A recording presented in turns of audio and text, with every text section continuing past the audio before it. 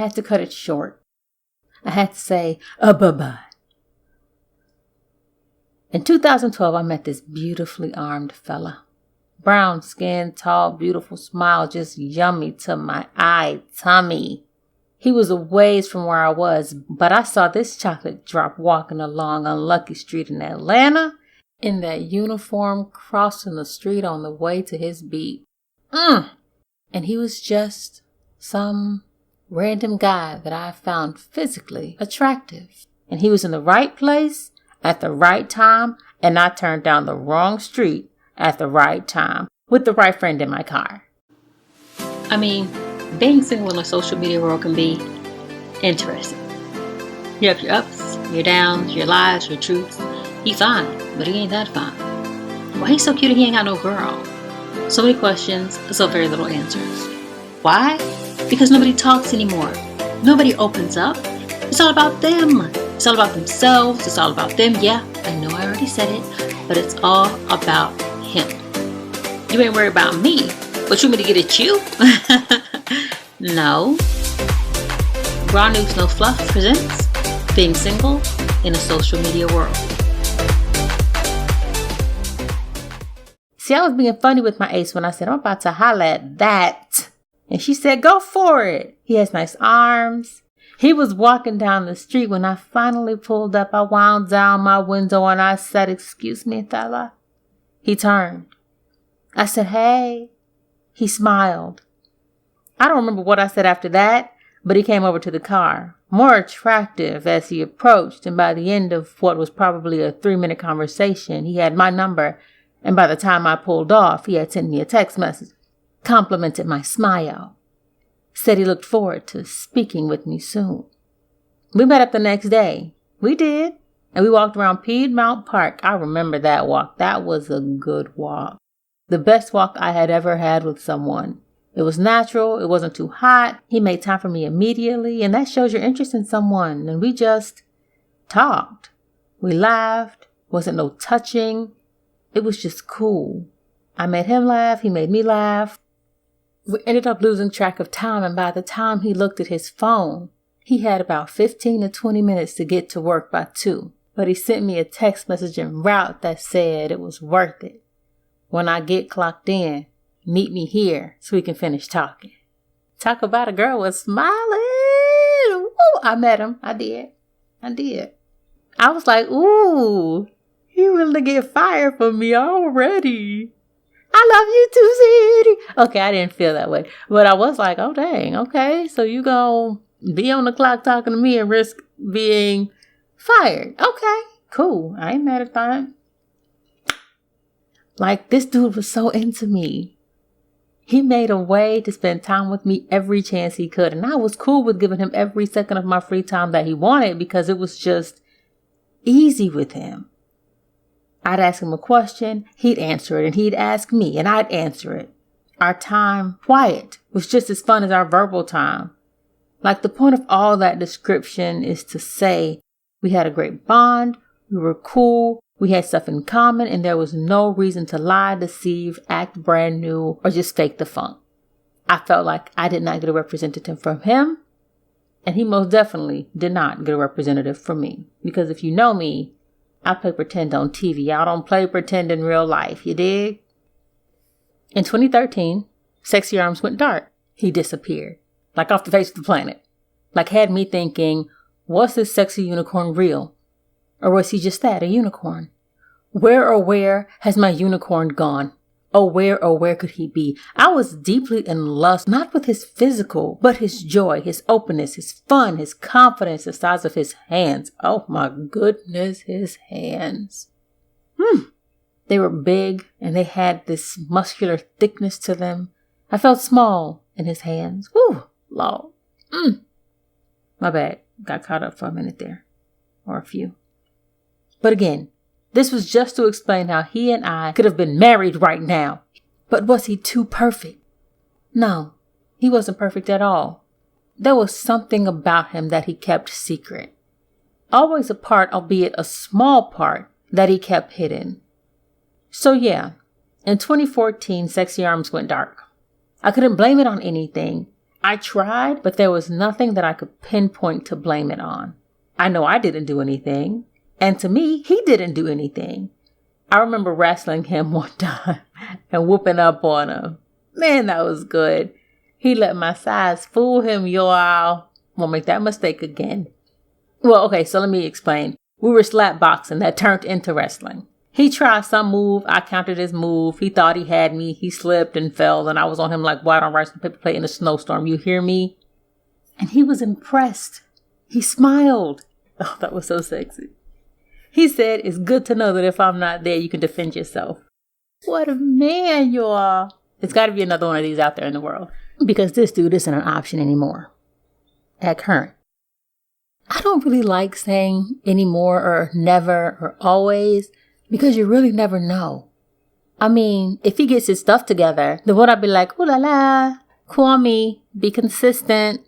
Or would I be like, nah, you don't know how to be consistent. You don't know how to call nobody. Now here we are in 2018, and I'm thinking about how he's doing. My mind is free from building myself back up from the men of the past. And trust me, my mind is not thinking about survival or rebuilding and the growth of Brandy anymore. That's a consistent thought in the back of my mind, but it's not the focal point of my life. I was indeed foundationally sound. I was strong in mind, body, and emotion. I was dating myself for 2 years at that point, and now, out of nowhere, he pops up in my mind, and I smiled. I still considered him a friend, a good friend. We never did the nasty, we never in a relationship. Like I said, it was just easy. Him disappearing wasn't, but maybe it happened at a great time. What I had to go through from 2013 to 2016, God needed to get this guy out of the way so that the next guy could ruin my life, break me down. I rebuild myself in Christ and become a new creature. So maybe it was for the best for both of us. In 2018, I went on a search to see if this 6 degrees of separation was indeed true. It ain't. Let me explain what 6 degrees of separation is. So the law of 6 degrees of separation, or the theory on 6 degrees of separation, is that you are but 6 people away from any one person in the world. I am 6 connects away from Meryl Streep. Yo, if y'all my 6 connects, can you make that junk happen, please? Golly. I am but 6 steps or 6 individuals away from Kim Jong-un. I am but 6 degrees away from any person in the world or less. 6 is the most. You can be 1 degree away, 4 degrees away. You get the point. So I went and searched to use these 6 degrees of separations. And like I said, it does not work. Because I still have yet to meet my basketball crush, Serge Ibaka. I think that's how you say his name. And my boo thing, Kofi Cerebo from Queen Sugar. I clearly have this thing for men from Africa. So you know what I'm going to do? Right. I'm going to learn Swahili. Because I need to know how to communicate with my in-laws. You know what I'm saying? You got to think, boom. Brady's learning Swahili. Anybody that has Swahili on something, let me know, send it my way so I can use your account. So like I said, 6 degrees of separation. Separate us no more. Work your theoretical magic and bring us closer together. So to bring us back, he was impressed that I whooped up on him, that he underestimated my size and my mind. It was sexy to him. He said it was good to know that if he wasn't there, that I could defend myself. What a man, what a man, what a man, what a man. So here we are in 2018, and I'm thinking about how he's doing. So the 6 degrees didn't work. 2018 to 2019, nothing. A whole year and not one friggin' lead. He doesn't have social media, so it did make it a little more difficult. Well, actually, it made it impossible, apparently. Until June of this year when I randomly got a call from a familiar number. I didn't know who the number was. However, the caller ID said his name, but I'm like, nah. Now, I typically don't answer numbers from people I don't have saved in my phone, but I answered this one. Hello? The caller hangs up. But something pulled on me to call back. I tried not to. I really tried not to. Like, shoot, if they want to hang up, then let them hang up. They didn't have anything important to say, so moving along. But why would he still have my number in his phone after all these years. And was that name in the caller ID just a fluke? Or was it my imagination? Who does that? Who transfers an old number to the next phone and to the next phone and to the next phone for a course of 5 or 6 years? I deleted him after 6 months. I was so upset with him. I mean, I prayed he wasn't hurt or dead, but I did. Delete. I was still upset with him because only death should have kept him away. That sounds really passionate, but you get what I'm saying. We were friends since before March 2013, so he says. We hadn't talked, and now he calls me? Impossible. I called the number back. I didn't recognize the voice, though. I said, I'm sorry, I missed the call. He said he had the wrong number. I said, okay then, and hung up. But I texted the number. I tried to see if it was who I hoped it was.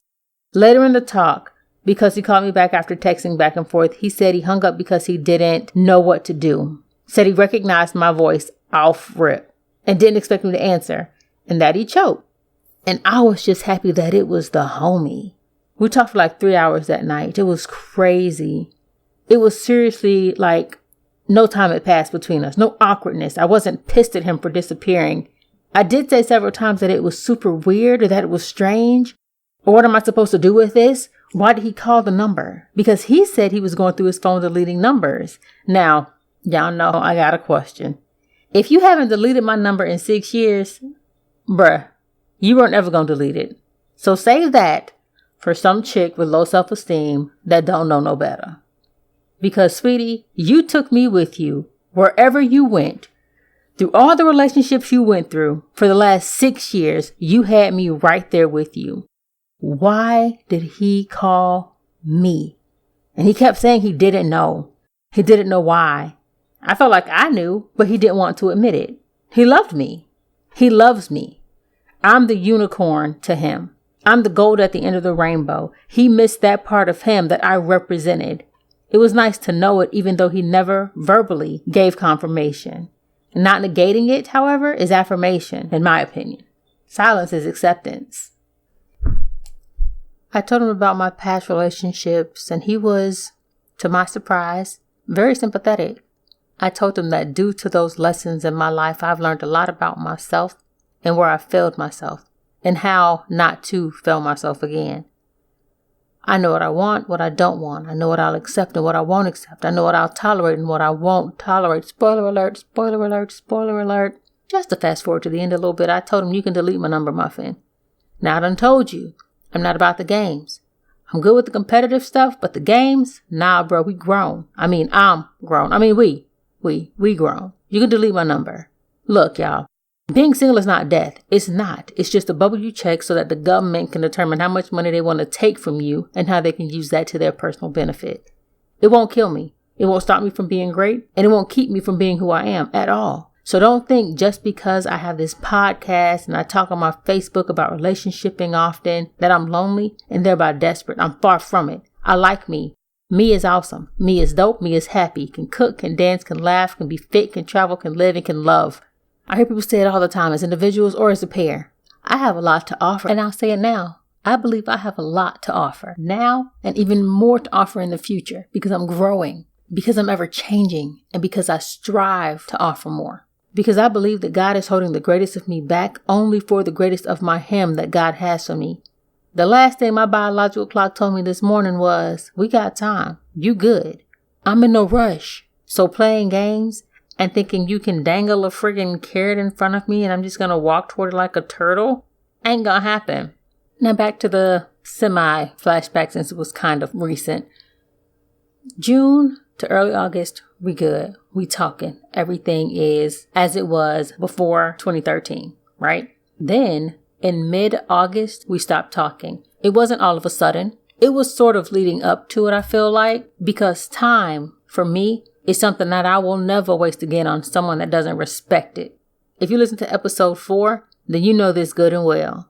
So I gets to thinking, I'm like, he can't be older than me. The immaturity, the lack of taking responsibility, I forgot, the head games he tried to play and lost. He kept saying he was, but he couldn't be. Also, I'm thinking, and if he is, then he's like my age or a year older. No more than that. Now, I'm mature. Very sarcastic. Well, when I can be. Not for the simple stuff that actually needs adult think. So I went to doing some research. Something that I can say I've never done before. So I honestly don't know how to do it. I don't know what sites to go to, what to look for, who to contact, why to contact them. I don't know any of that, right? I'm typing in his name and nothing comes up. Nothing at all, y'all. I'm like, this Hamanaka is a freaking ghost. He is a freaking unicorn. He's not Rio. Like he works for the state and I can't find nothing on him? Nah. I done created me an imaginary friend. And then when I start having real friends, he disappeared. But then he comes back when I become a hermit. So I can't find him. Now your girl is all the more curious as of to who he is and what he's hiding. Then out of nowhere, as if someone just slid the answer to me, his name comes up. But it's not his name. It's spelled wrong. But the people that's around him that are connected to this strange yet familiar name, those names are familiar. See, it's not spelled like he told me. Out loud I say, nah, can't be. Either you don't know how to spell your name or you're shady, homie. I felt so violated, y'all. I know. It's something so simple as a spelling, but I felt so violated. Is it that serious, Brandy? Yes. If you'll lie, you'll steal. And if you'll steal, you'll kill. And I live in a world of I trust you until you give me a reason not to. So, yep, I felt violated, lied to, bamboozled, hoodwinked, led astray. It's like, bruh, you lied about the spelling of your name. The spelling, my dude? What in the what? Who does that? Middle name and last name are correct, but the first name pronounced the same, spelled differently. Shucks. I still can't get past that. Your name, homie? Your name? Come on, man. What else have you lied about? What's your wife's name? What did your test results really say? Who have you murdered? How many children do you really have? Are you black? Were you born male? My mind went to asking questions left, right, up, down. Just questions. And then I had to focus. Get back to the mission at hand, which became more interesting, more intriguing. My intrigue, y'all, was peaked. So once I got past the name is spelled differently, my eyes wandered over to 2 digits in red. It's like it was flashing, getting bigger and telling me to look here, Brandy. I had to rub my eyes, y'all. You know in the movies when a person doesn't believe they are seeing what they're seeing? I experienced that, straight up. Not because he was way off or he was out of my age limit, but because he lied about that too. Okay, my age limit is no younger than 30, no older than 47. There's only one guy that I know whom I would make concession for, but I don't think he's over 47. So yep, a 30 to 47 age range. 40 or so would be perfect. I know, that's not exactly mid-range, but I want some maturity to have hit him before he comes to me. 30 is when a guy is getting into his groove as a man. At 40, you should be grooving and redeveloping the beat to enhance the sound. This fella, when asked several times, told me he was 40. Perfect. You're cute, tall, big hands, sexy arms. We laugh together a lot. We play fight, we wrestle. You don't let me win, although I do. Our parents are similar. We like many of the same shows, musics. Our memories of our youth is similar. All that jazz. And you're 40? Oh, okay then. Ooh la la. Why then would you not tell me you're 43? It's a 3-year difference, not a 13-year difference. Sir, you pulled a female move and you lied about your age, bruh. Your age. What man lies about his age? You're supposed to lie about your income, your job title. What in the heck, bro? Now it leads me to wonder, are you married? So, time to Google this. Google is the devil, but a sin at the same time.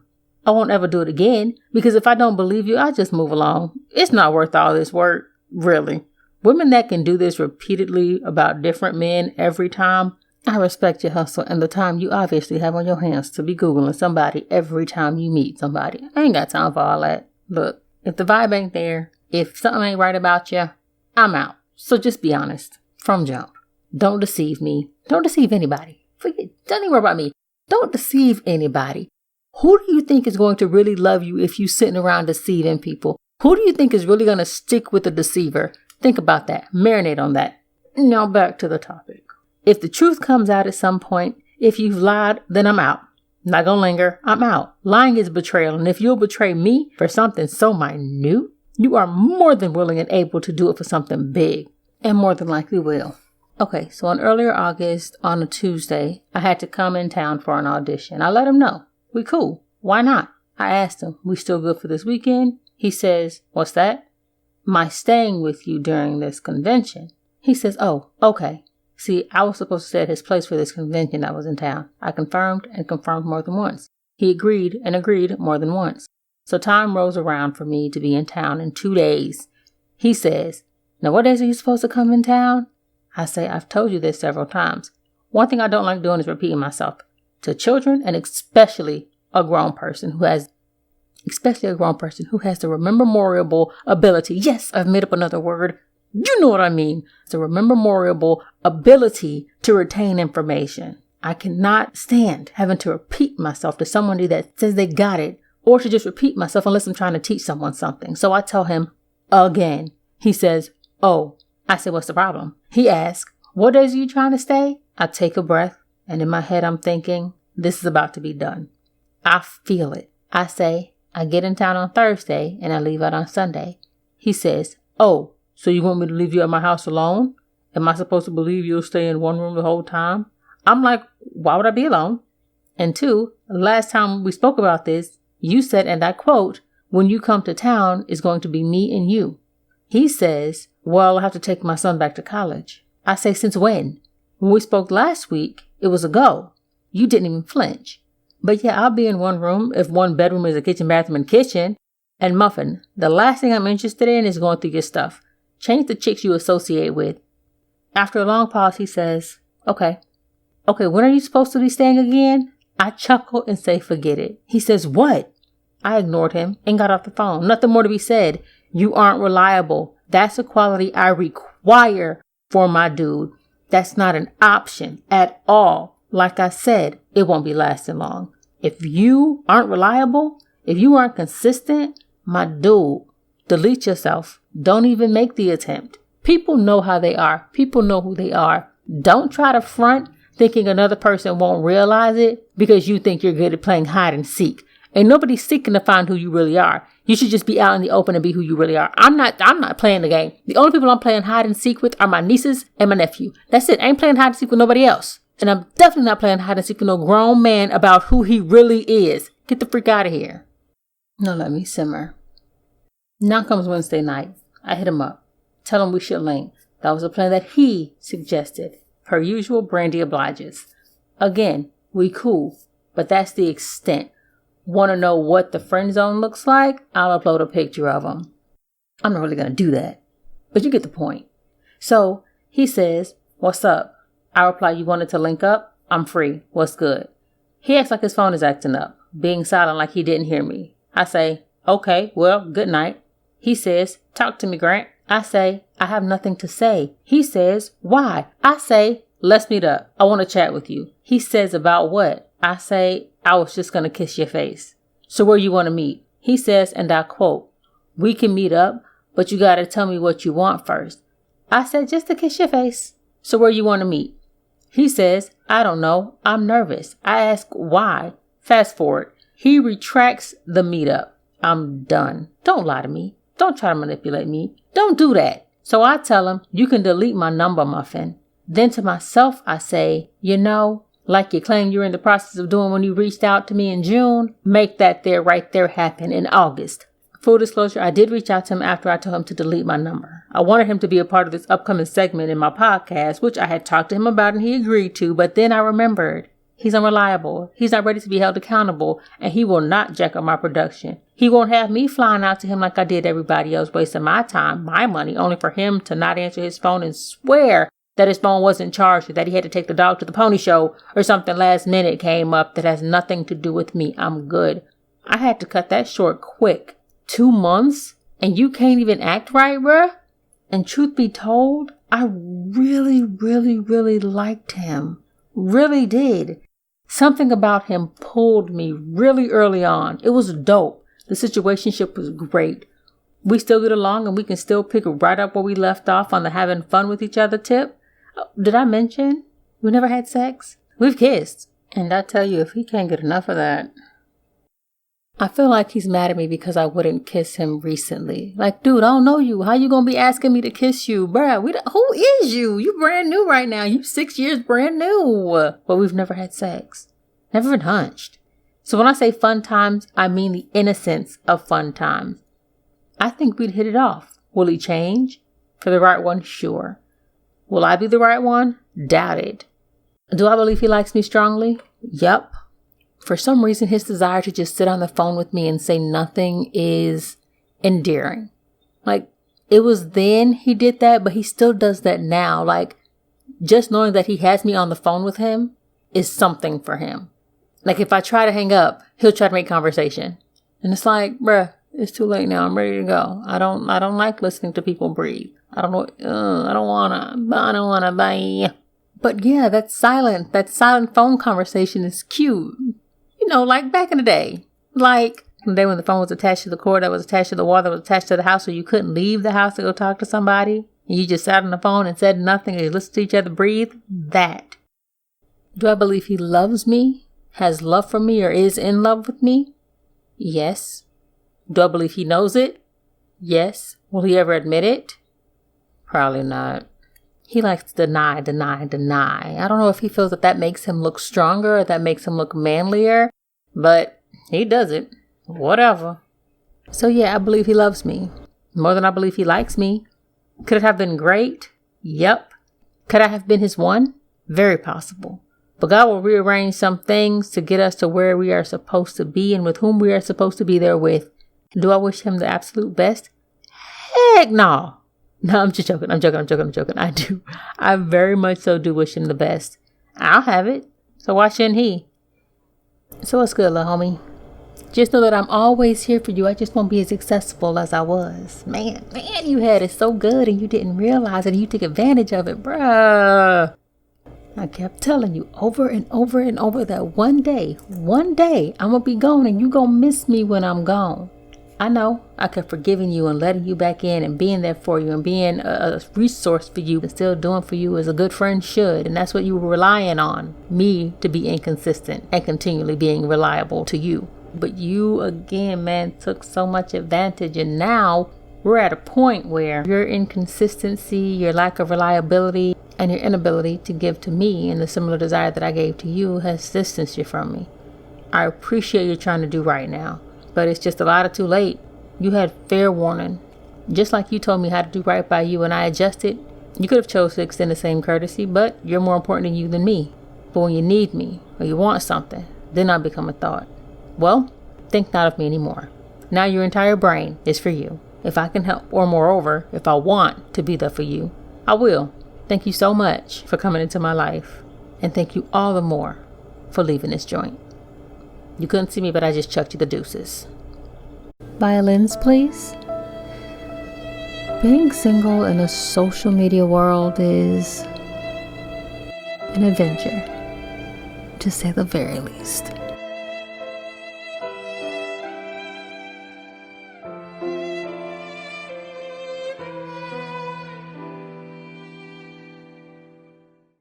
So, Raw News No Fluff presents Being Single in a Social Media World. That's our episode for the day, everyone. Remember, let's make sure we finished up those housekeeping things. You've subscribed to this channel. You've left comments, or you're leaving comments on comments, making your original comments. Just make it do what it do, baby. Let me know what you think. Definitely make sure you follow me, Brandy Grant, on Instagram at Brandy with the YL Grant.